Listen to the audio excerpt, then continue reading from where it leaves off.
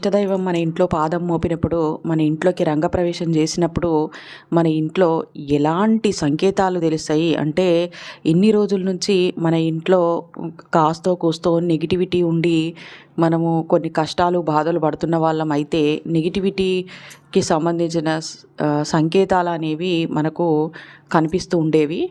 ఇప్పుడు మనకు మన ఇష్టదైవాన్ని మనము ప్రతిరోజు నిత్య పూజ ద్వారా ప్రసన్నం చేసుకుంటూ ఉన్నాము. భగవన్నామస్మరణో లేకపోతే ధ్యానమో లేకపోతే మంత్రజపమో ఏదో ఒకటి చేస్తూ ఉన్నాము, స్తోత్రమో.